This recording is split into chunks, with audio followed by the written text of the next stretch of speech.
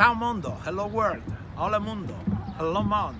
We're here today in Beirut, Lebanon for a special meeting, and I have the pleasure to be here with Dr. Sahar Qubar that will explain us about this meeting and critical care nephrology in Lebanon. Yeah, we are so glad to have Dr. Claudio Ronco with us, who talked to us about novel biomarkers in acute kidney injury, and he talked to us about the timing of CRRT.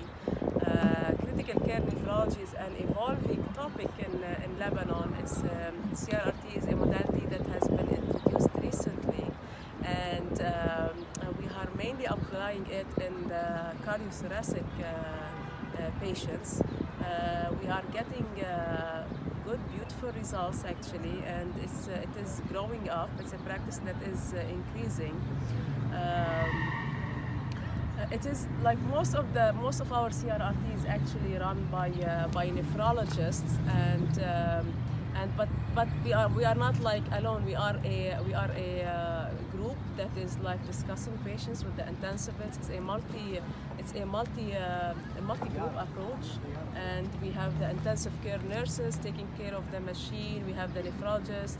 We have intensivists. We have residents and fellows that are always instructed about how to run the machine. So it's a multidisciplinary It's a work. multidisciplinary approach for sure, and it is multidisciplinary team is the cornerstone for any successful medical such a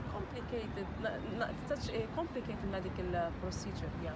Okay, I think that's very important because with the evolution of new technologies and new treatments, probably you will find also how useful these techniques are for other areas like sepsis, like patient with fluid overload and so on. So hopefully very soon we will have a nice paper from Lebanon and from Dr. Sahar Qubar.